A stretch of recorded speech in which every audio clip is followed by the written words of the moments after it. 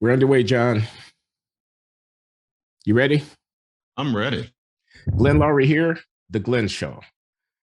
At Patreon, I beg your pardon. It used to be Patreon. It's at glennloury.substack.com. That's the newsletter. And it's at youtube.com/C/Glenn Loury Show. I'm with John McWhorter. He's my regular conversation partner. We're the Black guys wherever we go.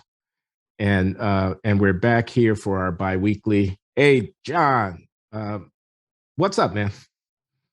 I don't know, Glenn. There's a lot of race issues in the news, especially over the past week.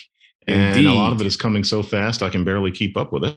There's Whoopi Goldberg, there's Ilya Shapiro, there's Joe Rogan, quote unquote, N-word. Oh, yeah. And the Spotify issue. There's affirmative action coming up on the Supreme Court. All sorts of things are up.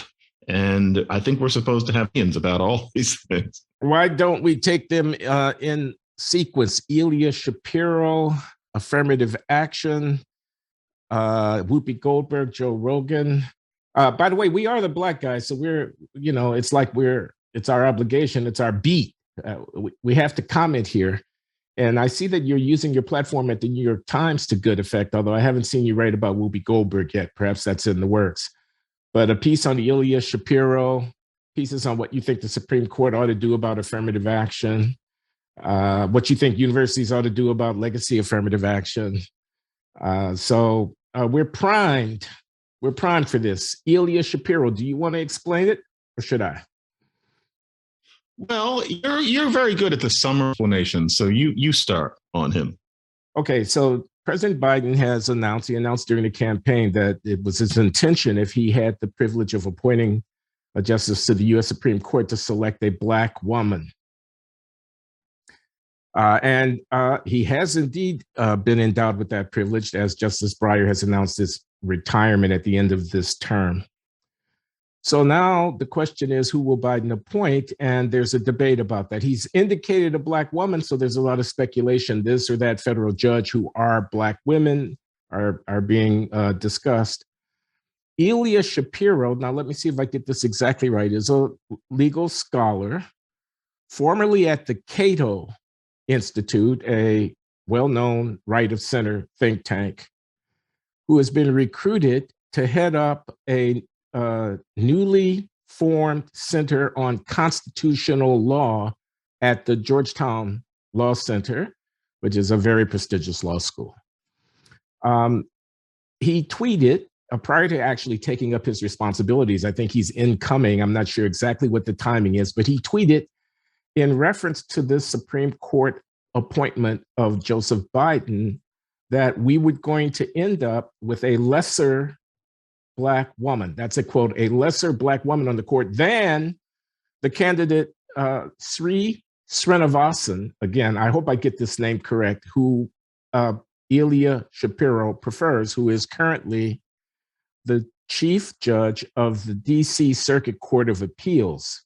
The DC Circuit is the second most powerful court in the land, and it is the place from which many Supreme Court justices have been recruited in the past, and is a step away from the Supreme Court. And Srinivasan is, in Ilya Shapiro's estimation, an intellectual powerhouse who is, quote unquote, the best appointment to the court, and who would, according to Shapiro, also check some diversity boxes for the Biden administration, in that he's Asian and would be the first Asian appointed to the court. Shapiro's tweets, of course, engendered controversy. We would be saddled, that's not his words, that's my word, with a lesser Black woman, that is his word. And that's been taken to be an outrageous, racist statement. The dean of the Georgetown Law Center has publicly reprimanded Shapiro for that statement and has declared the statement does not reflect the values of the Georgetown Law Center. Students and alumni and other faculty at the Georgetown Law Center have expressed their outrage. There's been consternation. There's been demands for Shapiro's, the rescinding of his appointment. And in fact, his occupation of the position has been suspended or delayed until an investigation can be undertaken of, I'm not sure what exactly, I assume to determine whether or not he's a racist or has values that are inconsistent with Georgetown laws. And I'm not sure on all of that. Help me out, fill in the blanks wherever I leave it out. But brouhaha at Georgetown Law Center in virtue of a conservative legal scholar pending an appointment at the law center who has disparaged the intellectual ability of Black women prospective appointments to the U.S. Supreme Court by comparing them unfavorably to, in this case, an Asian prominent jurist. That's the best I can do, John, off the top of my head. that was brilliant. And to Glenn and editors, I am going to go unplug my router and plug it back in, because if there's a problem on this, we've got to fix this, because I can only understand half of what Glenn is saying. Glenn, I'm going to go do that, and I'll be back in minutes. The whole thing has to come back on, and I'm going to see if that's what the problem is. I don't want this to continue. I know this is important, but I can't hear you, and we won't be able to have a good conversation. So don't close the window, John. Don't close it? Yeah, just leave it as it is. Go ahead and do what you're going to do. I'll leave it. Yeah. Back in 10 when the router comes back on. Okay, guys, I don't know what to say about this, but we're going to have to roll with the punches here. I'm using Zoom and not Riverside because we were on Riverside and also had problems with the connection. My suggestion is that we get somebody over to John's place to look over his system thoroughly and update whatever needs updating. But if anyone can hear this, this is the, raw underside of how the Glenn Show gets produced. It's not always smooth. It's not always easy. Sometimes it's catch as catch can, and we do the best we can. While I have your attention, I might as well report to you on my morning, which has been a very good Sunday morning over here in Providence, Rhode Island. I got some terrific news. I can't tell you because it's not yet a secret, about a wonderful honor that has befallen me, which I cannot detail any further, but if you stay tuned, you'll learn about it in due course. And I did some great work on the memoir. I am working on the memoir, and I really did advance the ball this morning.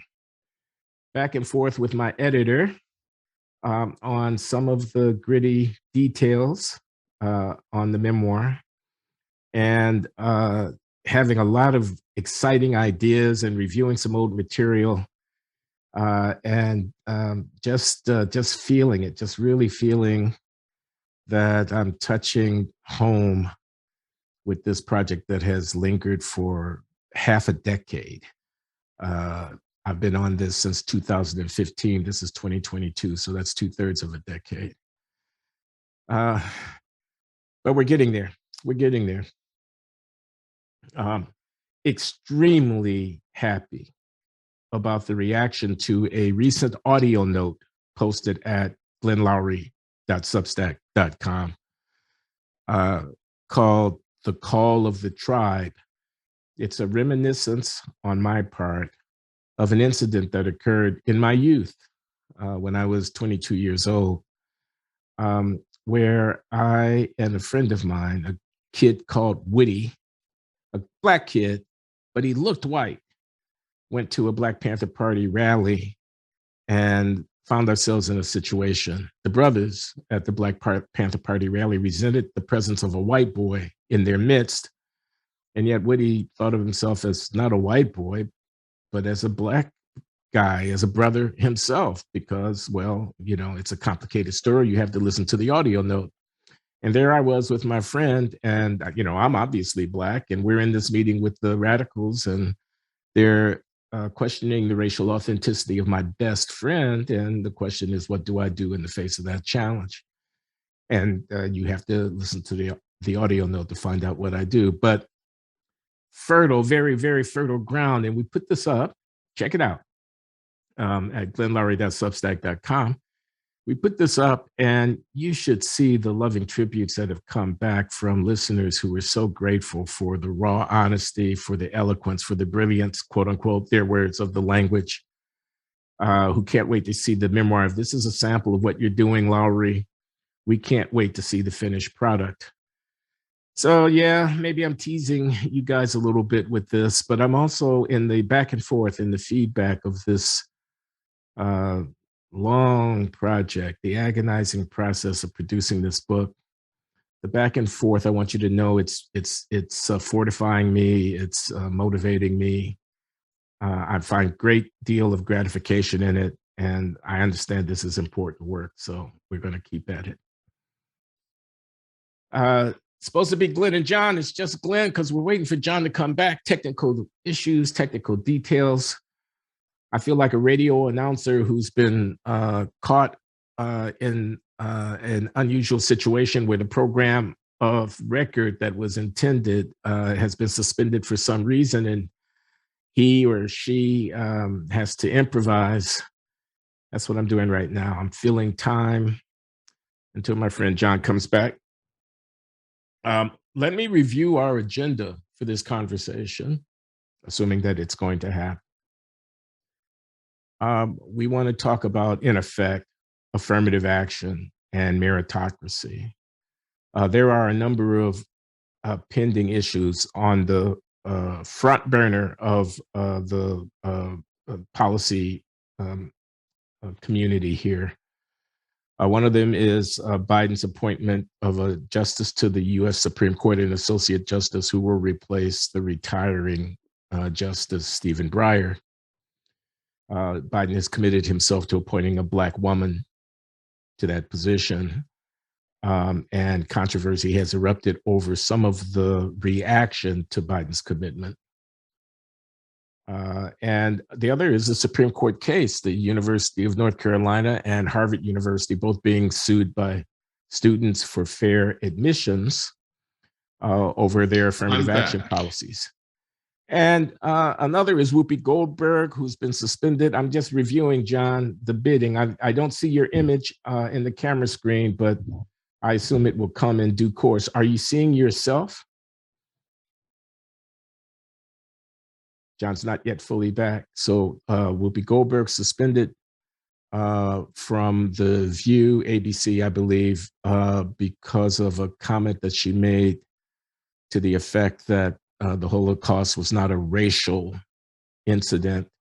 The Holocaust was not a racial phenomenon. I wish that I had the quote in front of me. I don't, but everybody can look it up. The other is that Joe Rogan under pressure at Spotify because old clips of him using the N-word have surfaced. John and I will talk more about that. So there he is. John. Here I am. Okay, you are not going to be held responsible for my soliloquy holding forth to the microphone and the camera while you were readjusting your connection, but I expect that we may actually use it. It's me, not you. It's me. You're not responsible. I'm announcing to the world that you are not responsible. We're back and we're ready to go. I'm with John McWhorter. He's at Columbia University. He's the author of Woke Racism.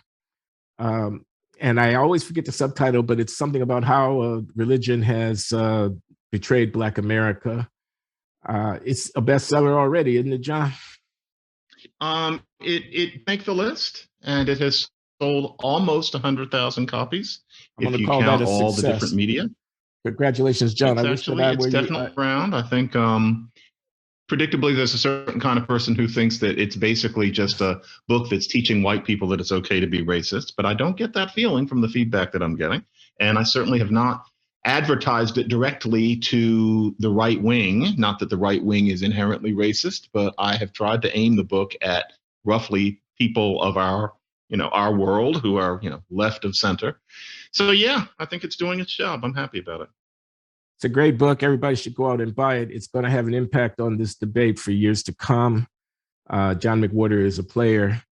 And I really think he ought to stop worrying about what people are saying about what other people are thinking about what it is that he's writing. They're always going to be saying that these haters on the left Yeah. are constantly going to try to discredit with ad hominem argument the interventions of people like yourself when they are unable to actually mount rebuttals of the things that you're saying. By So the you're, way, Glenn, something yeah, else people are often saying. This is going to be very quick. yeah, Behind me is a poster from St. John's University. St. John's University has a great poster with a whole bunch of good books stacked up, and I've always yeah, just liked the poster aesthetically. I've yeah. learned that there are people out there who think that I'm trying to imply that I went there. By no means. I did not go. I honestly don't remember why I have the poster. Somebody sent it to me, but that is not supposed to indicate that I went to that wonderful school. I went to Simon's Rock Early College, and then I went to Rutgers. I did not go to St. John's, but I'm not sitting in front of this trying to imply that I did. That's something else people say, and I just want to ward that one off. Well, I've So been seeing that poster in your background for a long for time. years. It never occurred to me that you were representing that you had gone to St. John's, but I don't understand why a person would lie about having gone to St. John's if they were a graduate of Rutgers University or whatever. Is there a discernible difference in the prestige associated with one or the other? Yeah, St. John's has that wonderful great books curriculum, and Uh-huh. it is a very special Oh, place. St. John's College, not St. John University in New York Did I say City. university? Okay, yeah, St. John's College. St. John's College in Annapolis, Maryland is what you're talking about. Mm-hmm. Okay, I And I misunderstood. love the poster, but I'm not trying to imply that I went there. I just like the poster aesthetically. So yeah, some people who graduated from there, they ask me whether I went, and that's nice. But then I've learned that some people are thinking that I'm trying to make a statement by always doing these Zooms in front of it. No, it's just that this is a hot place in my house in terms of reception. It's comfortable, and that happens to be there. So Woke Racism has sold over 100,000 copies, people. And I want to be John McWhorter's investment portfolio manager and just get some small fees, just half of 1%, John. Congratulations on your success. Well deserved. I will just say this much by way of horning in on your well-deserved accolades. Many of the arguments in woke racism were tested here at the Glenn Show and back and forth between yourself and myself over all of these various incidents and issues and so on. So it's true. He honed that sword that he's wielding now right here at the Glenn Show. I'm proud of him. I do not deny it. That is definitely, there is a lot of us in that book, no doubt. No doubt, definitely. What are you saying about Ilya Shapiro? People need also to understand that John McWhorter writes twice weekly a column of 1,500 words or so in the New York Times, which you can find just like this. And he's never failing to be interesting, never failing to be provocative and insightful. And he's written about the subject. I want to know what you're saying, John. Well, on Ilya Shapiro, it comes down to something very simple. About 4 years ago, a political science professor named Christine Fair wrote a really mean, graphic tweet calling for men in Congress who were supporting Justice Brett Kavanaugh to be castrated. A really nasty, colorful, cartoonish tweet about what should be done to those men. And there was a certain uproar. Certain students were uncomfortable. But Georgetown, came out with this, this nice, noble statement about how they're not responsible for what their professors say and that they are committed to there being controversial and even disturbing ideas out in the public sphere. So Christine Fair still works at Georgetown. Well, what Ilya Shapiro said, where he comes up with this locution of lesser black woman, which is extremely clumsy and maybe even a little bit hostile. Well, that's disturbing. That's controversial. That's uncomfortable. And you can tell that Georgetown is, poised to dismiss him. They suspended him, and okay, maybe they'll decide that everything's okay, but a perfectly natural outcome, we know the tenor of our times, is that he's not allowed to take his position. That would be extremely inconsistent. Why is it that one professor is allowed to talk about removing the testicles of men who have a certain opinion about a certain Supreme Court justice, while another person is not allowed to say lesser black woman and imply that all of the black women who are under consideration are underqualified? As icky as that is, and I get the feeling Ilya Shapiro would not be delightful to talk with about race. He sounds unfiltered, a little hostile, as unpleasant as that is. Why does he get fired? And of course, the idea is that when it comes to race, all bets are off. that if it's about race and certain Black people are offended and certain Black students say they feel unsafe, then the person has to be canned. And frankly, to be monotonous, woke racism, etc., that's religion. That's treating racism as if it's a matter of some sort of heresy. And I don't think we need it. But the idea seems to be that Black people need to be protected to that extent. But frankly, if we're that delicate, there's something wrong with us, and there isn't anything wrong with us. And I think Georgetown needs to be consistent and let that obnoxious man do his job and teach, which he probably does very well. That is my opinion about that. So I'm not defending him. I think lesser Black woman is clumsily worded. I don't think that he meant quite that. But if you look at his record, you can tell that, you probably wouldn't want to have dinner with him, but he should keep his job. I might actually want to have dinner with him, John. He might actually be interesting. Randy Barnett, Professor Randy Barnett, a very distinguished constitutional law professor, is the intellectual leader of this originalist school of thought in terms of constitutional interpretation at Georgetown, which this center would likely further, and which Ilya Shapiro would have been the executive director of, or something to that equivalent functional role. And it's an entirely respectable, interesting school of thought about interpreting the Constitution. I'm not a constitutional lawyer, but I know enough to know that the original intent of the framers is a doctrine that people like the late Antonin Scalia championed. And that it's disagreed with by other people who have a more flexible idea about how to read the Constitution in the 21st century, a document written in the 18th century, maybe originalism as the doctrine for interpretation isn't the way to go. That's a perfectly respectable argument that could entertain me for a couple of hours over dinner any day of the week. Would I agree with Ilya Shapiro? I don't know, possibly. I want to say the thing about lesser Black woman, though. I mean, what is he saying? He's saying there's something called intellectual candle power in my field, constitutional law. When I look over the horizon and think about who it would be great to see on the Supreme Court, by the way, Srinivasan is not a right-wing conservative, the man that he favors. When I look over the horizon and I try to scan to see who might be available, I see somebody who really stands out, who I think would be terrific, not because he agrees with me, but because the quality of his mind is exceptional. This is what he's saying. And he's saying, I don't see a Black woman that I think is up to that level of intellectual heft that you'd put on the Supreme Court. Now, that could be wrong. I don't know if it's right or wrong. Is it racist? Frankly, I don't think so. I think it's a delicate thing here. It's a really delicate thing. We're talking at the very, very right tail of human performance here. We're talking about the top 10 minds or something like that. That you would make that list and there not be a Black woman on it. I don't know if that's true or false, but it could be true. It wouldn't be a denigration of anybody to say that it was true. Mm-hmm.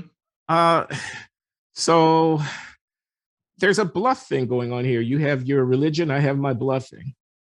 People are daring you to actually get down to cases and compare the qualities involved. They're daring you to do that. And they're going around with a kind of a bluster. Are you saying that that Black women can't be brilliant? Is what they're saying. There have been no Black winners of the Nobel Prize in economic science. That's my field. None.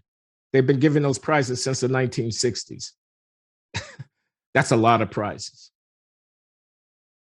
I just need to make a correction to the statement I made during the conversation with John McWhorter. At some point, I say that no Blacks have ever won the Nobel Prize in economics, and I meant to say no Black Americans had ever done so. It's well known that Sir Arthur Lewis, born on St. Lucia in 1915 and honored by the British Crown with a knighthood. He was a longtime professor at Princeton. It's well known that he won the prize in 1979. I know this because he was someone who I had more than a casual relationship with and was very honored to be able to learn from him, a Black man who had won the Nobel Prize, but he was St. Lucian, not American. So I apologize for the error. What does that say? Is there an inside rigged game that fixes the prize giving so that brilliant Black people are overlooked? Or is it the case that in the history of the Nobel Prize, the Swedish bank prize in honor of Alfred Nobel, before somebody gets after me about this is not really a Nobel Prize, it's a very, very significant award. It comes with hundreds of thousands of dollars of cash payout, and it has great prestige associated with it, and no Black person has won it.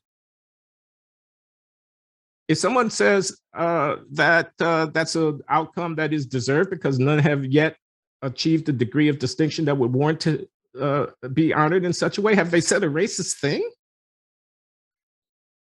To me, what's at stake here is the relativizing of standards of judgment of extraordinary intellectual achievement in the interest of racial egalitarianism by carrying this trump card, which is, if you don't put a Black person at the head of the queue, you're saying that Black people are inferior, which, if it is allowed to prevail, will lead to the watering down of the ability to make judgments of any kind whatsoever as between people, because the ex ante commitment is that we got to get a proportionate representation of all of the various interested identity groups within our circle of excellence, so as not to seem to be denigrating the value of the humanity of any person. And I think that's a problem. Yeah, the sad thing is that there are many people who really do believe that. They really do think if there haven't been any Black people, then there's something called racism afoot. And to the extent that you talk about standards, they think that we need to change what standards are. And to the extent that you interrogate them as to what you would elevate instead of the things that we elevate now, you hear words like holistic, and you hear words about intuition. And I genuinely think, as I've said before, that the general idea is that for Black people, excellence is supposed to have something to do with charisma and a relationship to a rhythmic beat, and that's the same as discovering something about the Higgs boson or something like that. And I think that's condescending, anti-intellectual, and frankly just lazy.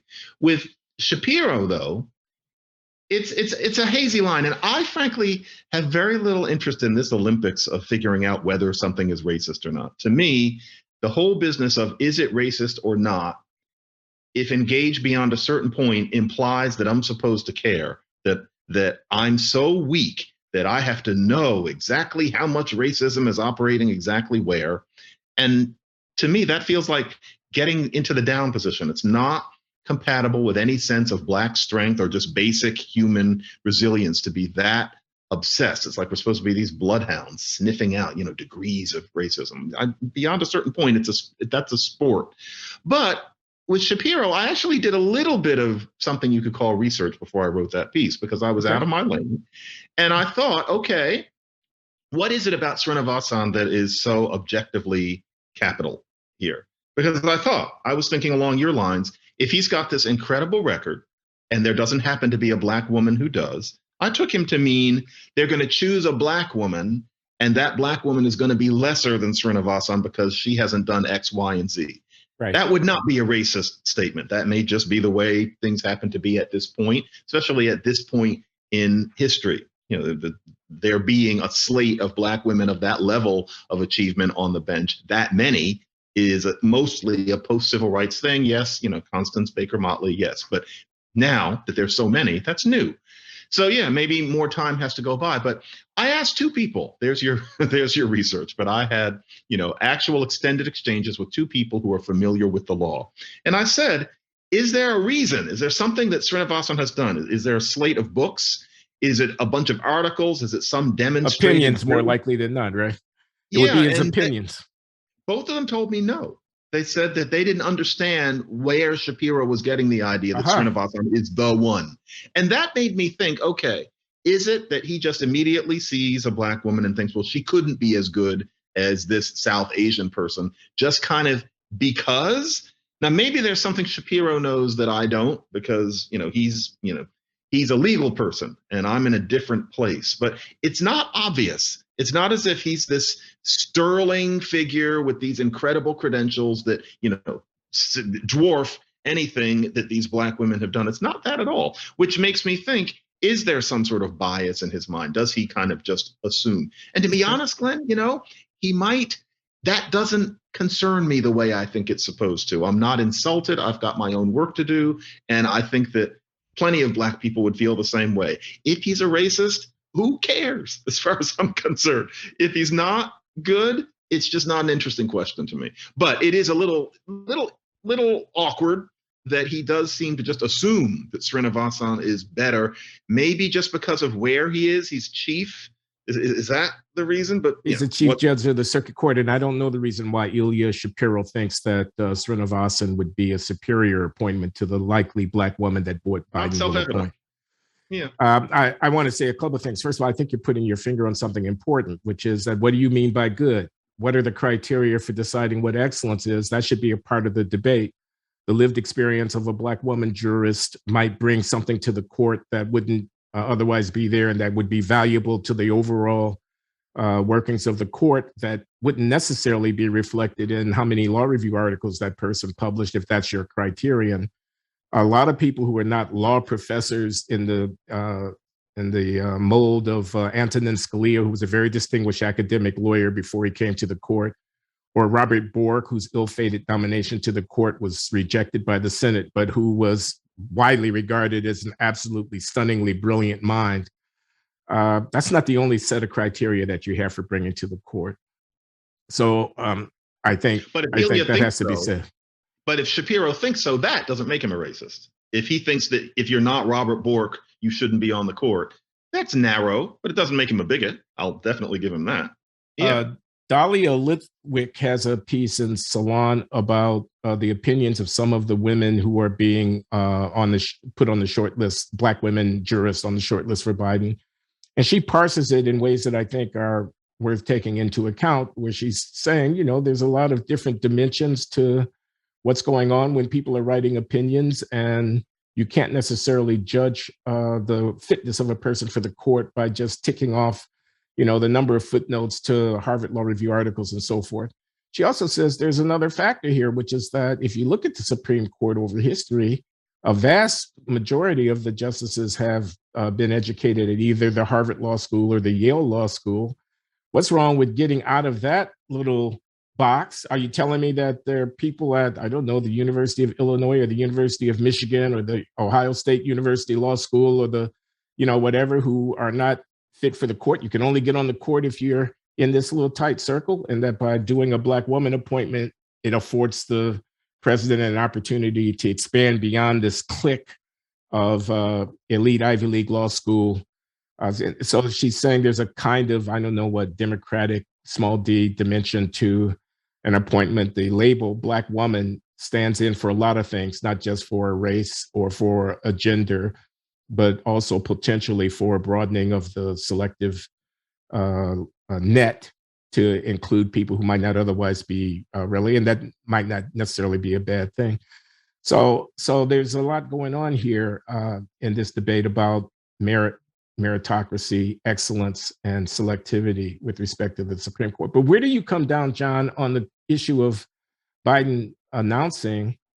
Because here's one of the critiques. He announces in advance, I'm going to appoint a Black woman to the Supreme Court. What he might have done is kept that to himself and then appointed a Black woman to the Supreme Court and said, I went out and I found the best person I could find. Here she is. The difference between those two, this is another thing that Ilya Shapiro said. He said there will always be an asterisk, okay? Meaning everyone will look at it and say, oh, well, that appointment was, we know he had to have a Black woman. It needn't have been so if he had not made a big deal out of appointing a Black woman in the first place. He did that, it's arguable, for political reasons, in order to get Black people to vote for him in the South Carolina Democratic primary in preference to Bernard Sanders, so that he could be the nominee of the party in 2000 in preference to Bernard Sanders, by promising them a Black woman to the Supreme Court and a woman as vice president. He was going to make history on both fronts. and seems to be poised to do so. But that kind of pandering comes at the expense, doesn't it, of the candidate who ends up being appointed, when you could have appointed the same person without making that announcement and not have cast doubt over the whether or not when you selected, you were selected for the very best person you could find. I'm not, yeah, we touched on that last time. I'm not sure that I see the difference, because even if he had let it be a surprise, there would still be that asterisk, because it is a highly particular choice in terms of what the composition of the court is now. There's only one Black Supreme Court justice, and let's face it, there's an asterisk there, and he's seen as peculiar because he's a hardcore conservative and Republican. Many people think he's not really Black in that regard. And so there hasn't been a quote unquote real Black person since Thurgood Marshall. I think both of those points are ridiculous. Excuse me for interrupting, but I strongly disagree. Yes, but no asterisk, and he's definitely Black. Just wanted to get on the record. Forgive me for interrupting. I agree completely, but you know how everybody else sees it. Yeah, I know how they see it. Her being Black would be considered really, that's advanced. And then also that she's a woman, and then also that she's Black and a woman. And so even if he didn't say anything, and then, all of a sudden he appoints this Black woman, we would be having the exact same conversation, and Ilya Shapiro would have written the same tweet. I'm not sure I see that much of a difference. It would have been a big surprise, and people would have assumed that, he was quotaizing anyway. Assuming is one thing and knowing is another. Yeah. Assuming is one thing. Knowing, but it would have been, he would have been coming from the same place, and everybody would have known it. I don't have any problem with that issue of representation. I think it's a beautiful thing. I don't know how real it is in terms of what sorts of judgments she's going to make as opposed to her fellow, left-leaning justices, but still there's something to be said for the optics. Symbolism matters. So yeah, it's fine with me as long as she is qualified. And it doesn't look like there's any problem here with qualification, especially considering, the variety of things that Supreme Court justices have brought. Clearly, these women who are being considered would belong on the bench. And there you go. After everybody belongs on the bench, then maybe you start thinking about the optics. This is how affirmative action is supposed to go, as opposed to the way it actually goes in terms of admissions, for example. Notice I'm doing this transition. So yeah, I want to do the transition too. I just want to make an observation. There are only 9 seats on the U.S. Supreme Court. Okay. And until the relatively radical left wing get their way and expand the court to 15 justices, there are only 9 justices of the U.S. Supreme Court. African Americans are 13% of the population, roughly 1/9. 11% would be 1/9. So we have our quota on the court. If another Black person is appointed to the court in the interest of diversity, you will have vast overrepresentation of Blacks on the U.S. Supreme Court. Should that be an issue? I don't think so, frankly, myself personally. There's overrepresentation of Catholics on the U.S. Supreme Court if we do a head count about the Catholics. Over time, there's been overrepresentation of Jews on the U.S. Supreme Court if we want to get down to cases in that way.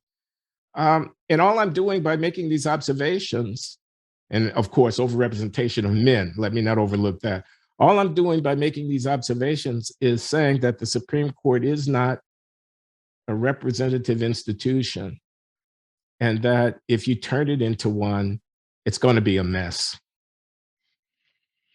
Yeah, I'd be interested to see how various writers in the business, brilliant people, would explain that Clarence Thomas doesn't count. That he doesn't represent, quote unquote, the Black view. It'd be interesting to see them artfully explaining that. But yeah, with 2, we would be overrepresented on the court. That's not how anybody would see it, though, except, you, me, and about 17 other people. But yeah, it's an interesting point. Well, I can see these people. Paul Butler, who's at the Georgetown Law Center, he's an African-American legal scholar, very well known, has written books about lots of stuff, and is, left.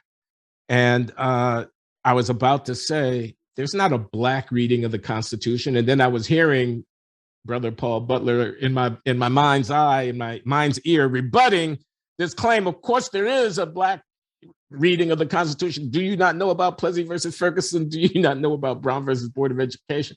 Are you unaware of how the law has been a handmaiden of white supremacy? And allowing for the domination of Black people from slavery on forward. Of course, there's a Black view of the Constitution. Read Thurgood Marshall's speech in Hawaii in 1987, et cetera, et cetera, et cetera, et cetera. And I'm only saying this so people will know that I'm aware of the fact that there's a real argument over there. But it's a dynamic country. There are more Hispanics than there are Blacks in this country right now. We can't let the tail wag the dog here. The Constitution is for everybody.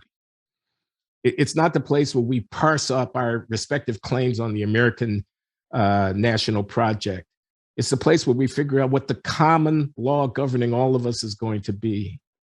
Of course, the interests of African Americans need to be taken into account into that process. You don't think Jewish people can reflect the interest of African Americans? I mean, really? Louis Brandeis hasn't, et cetera, So Paul this Butler essentialism is the thing I'm against. Excuse me, John. I'm against racial essentialism. Paul Butler. Let's move on. He's fantastic. I just want to say, I think I've been on NPR against him, and he's very, very good. But what people like that never understand, before we move on, is that their view is mostly the view of Black people who are intellectuals and or in the media. They don't realize that what they should be saying is, this is what a Black view of the Constitution should be. A lot of them actually seem to think that it really is a matter of that you can take, every Black person in the country except for the occasional quisling like us. And that is the view, that any Black person you grab from any barbecue, if you explain these things in, normal terms, would agree with them. And it's just not true. This should be the Black view of the Constitution. But the way that person puts it is that it is. And I think they really aren't aware that there's no is in cases like this, that they have an oversimplified view of what Black diversity is. And of course, they deny it. They'd say there's plenty of ideological diversity in the Black community. But what they mean is within the confines of how they think. They don't seem to understand that it's broader than that, or they shove it aside when they say things like that. It's disappointing to me. They are, if I follow you, coastal elitists who are adherents of a modern or even postmodern intellectual posture that would be foreign to rank and file, working class, church going, Bible thumping Black people who are extremely numerous in the inner cities of this country, in the rural areas of this country, in the southern region of this country, and whose views about transgender rights, you don't want to know those views. You just don't ask those people about that, because if they're honest with you, you're not going to like what they have to say about it, and so on. Is that authentic Blackness? What's authentically Black? Do I need a degree from an Ivy League university in order to be authentically Black, where I've imbibed the critical race theoretic postmodern sensibility? If I'm a pastor in a storefront church in Birmingham, Alabama, or Tuscaloosa, or Memphis, Tennessee, am I still really Black? I have never seen any of these people say it. They would never dare say it out loud or write it in print. They think they know better. What they think about the people you're talking about, and the transgender part, if you ask me, it's a shame. My views are not those views on the transgender issue. But in terms of what the Constitution means, in terms of what striving should mean, in terms of what racism means, those people's views are completely out of step with, frankly, I think a lot of quote unquote ordinary Black folk. And what the intellectuals think is that they're smarter, that they have broader. No, they're not. It's not that.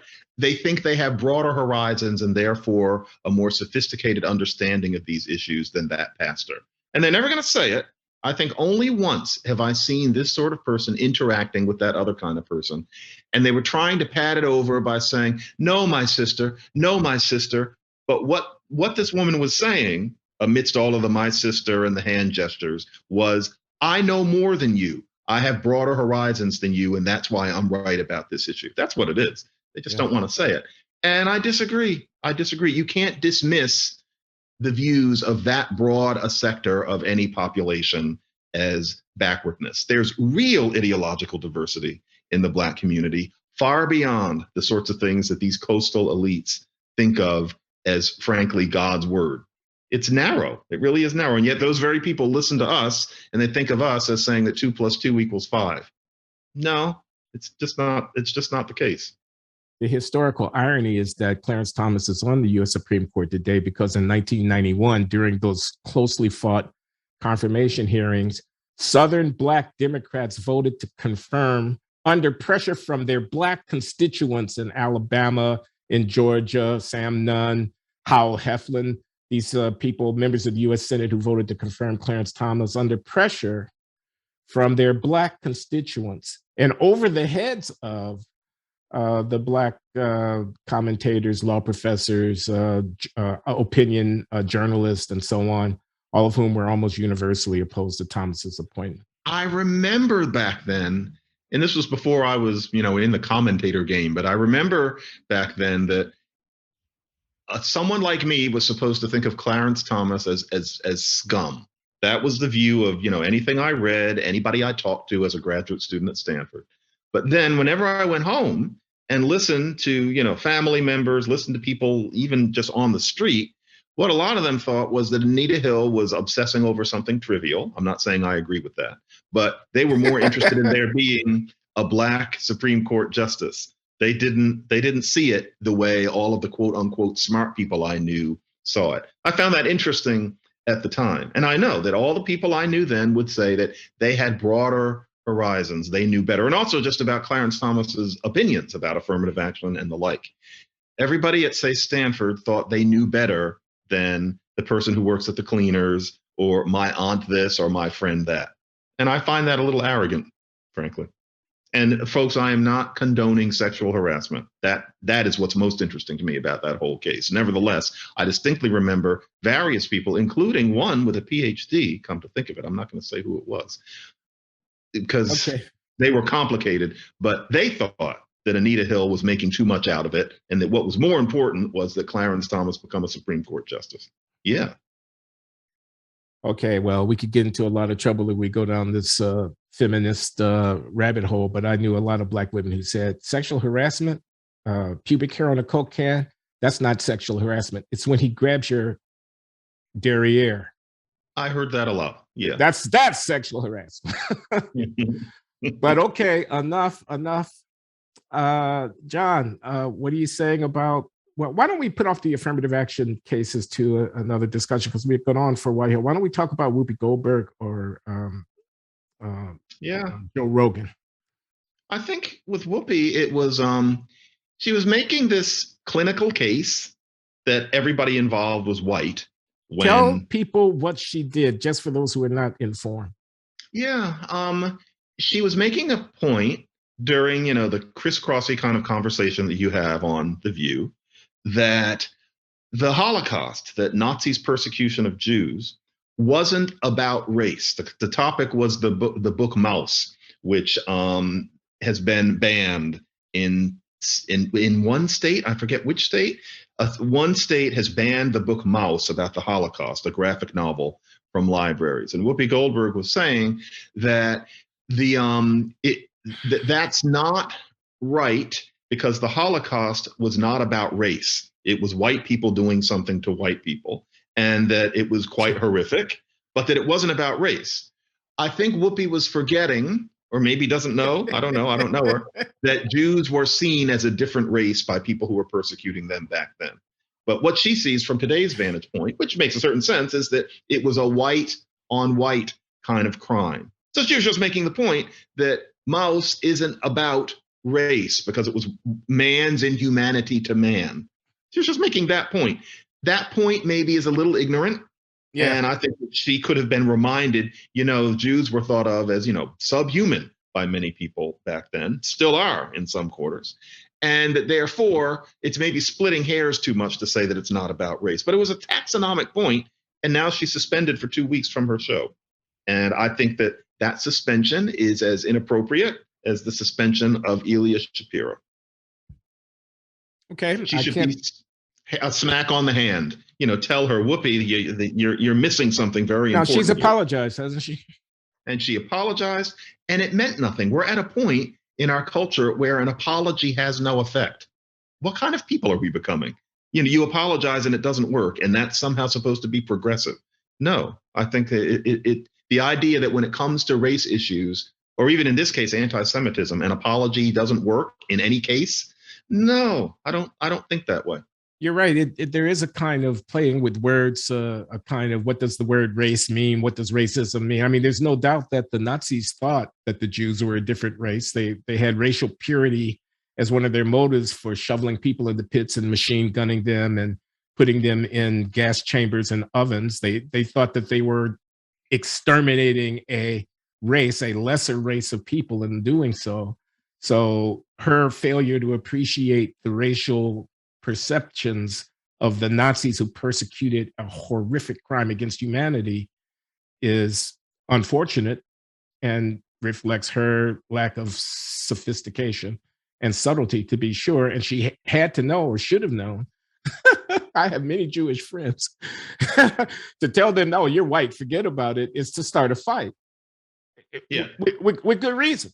With good reason. There's a granular specificity to their historical experience, which doesn't get erased by subsuming them into quote unquote white people. Right.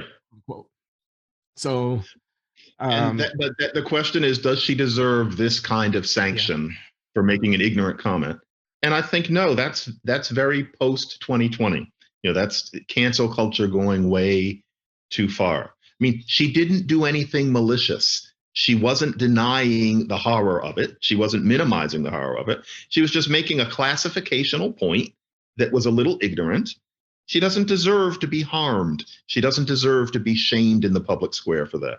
This prosecutorial mood, I think it's more recreational than constructive. And I feel sorry for her on this. And she apologized.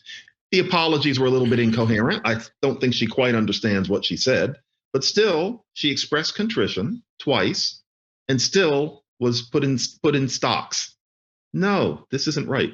Well, I think it's a superficial kind of morality because it's the morality of spoken words as opposed to the morality of embraced values. Mm-hmm. I should be mad at you, quote unquote, if you have the wrong values, if you don't believe in the equality of women, if you think that white people are literally superior, if you say Jews will not replace us. I should be mad at you about that. If you use a word that has the connotation or association in some people's mind of the wrong values, but that cannot be demonstrated to have been your own embrace of those values, you simply use a word.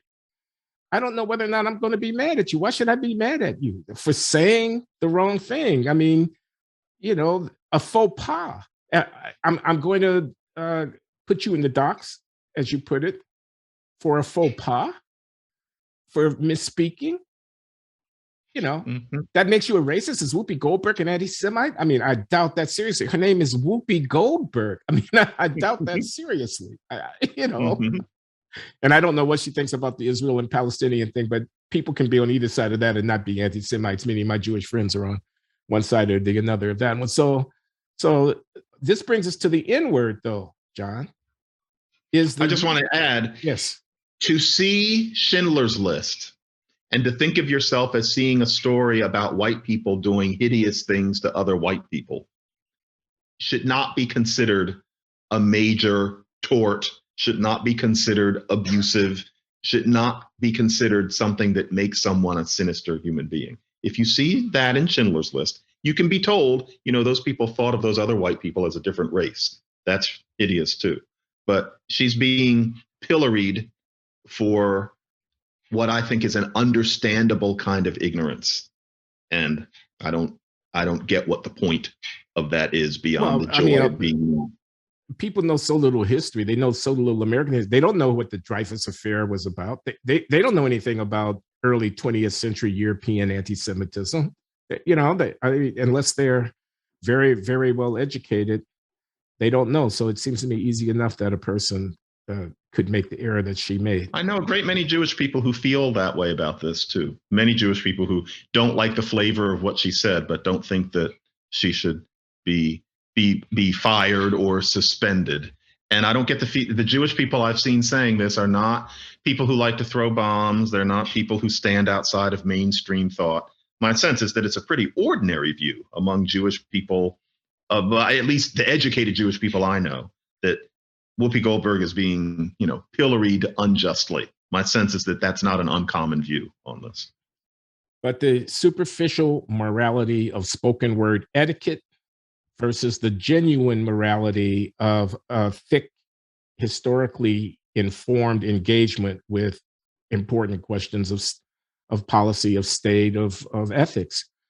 And I think that's what's at stake here. And his use of the N-word years ago, I'm not sure I'm fully aware of the facts about the Joe Rogan incident. Joe Rogan, some tapes have surfaced. Joe Rogan has been controversial because he has views and has had guests on his show about vaccines that are seen by some as anti-vax or whatever. And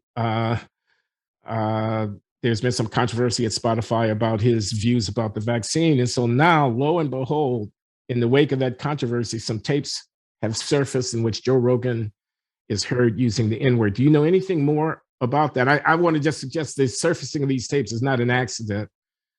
The surfacing of these tapes at this moment is an effort to bring down Joe Rogan.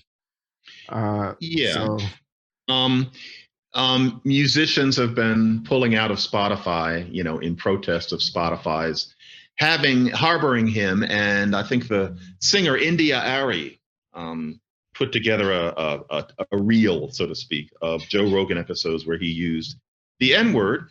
And the truth is, I just recently took in this story, and there are two things I don't do that normal people do. I do not watch late night shows. I don't watch Jimmy Kimmel and all those. I don't listen to podcasts. I seem to do quite a few of them lately, but I really don't listen. So I've never heard Joe Rogan. To me, he's a delightful character actor from News Radio, the sitcom, which I have watched through 3 times all the way through. I don't know Joe Rogan after that, but I know what goes on the show. And this is a little premature, Glenn, because I haven't studied it, but from what's been said, what people are calling attention to is Rogan having used the word in imitation or in quotation. It's not that he was on the show saying the problem with niggers is that they da-da-da-da-da. Yeah, you just used the word, by the way, John. I sure did, and I stand by it because we're Black. We can do it. But he was not doing that. He's a 21st century, person. He was joshingly imitating comedians like Red Fox and using it in quotation marks. Now, if that's not true, we have to have another conversation. But he wasn't lobbing is that the word? Yeah. He wasn't lobbing the word. He was referring to the word or imitating people who use the word the way until about 10 minutes ago, many white kids would, chant their hip hop lyrics. To me, there's a huge difference between the two things. And as I've said and written often, I think it's absurd that we've gotten to the point that we're treating it as a taboo sequence of sounds, as if, we were, worshiping some sun god or something. And it should have no effect on his career. Maybe he wouldn't choose to do those things now, but frankly, when he was doing it then, it wasn't hurting anybody. And this business of not attending to the difference between using it and referring to it is childish. And once again, we don't need it. I don't see why it's necessary, although there's a certain kind of Black person now who claims to be deeply injured whenever that sequence of sounds is uttered for any reason. I think it's a pose. So yeah, I don't like this one at all. Now we can talk about Joe Rogan and the COVID, but this won't do. I don't think there's anything wrong with Joe Rogan and the COVID either. I think people can have their views about that. And I think the issue is to what's the scientific evidence. If he was saying something that was demonstrably wrong as a matter of science and he was propagating false information, that would be one thing. But there's a debate. There was a debate about masking. It's an ongoing debate. There's a debate about the efficacy of lockdowns. It's an ongoing debate. There's a debate about the consequences of mass jabbing. It's an ongoing debate. There's a man called Alex Berenson. He is a well-informed vax critic, skeptic out there. He can exist. I mean, rebut him is the way that you deal with that. You don't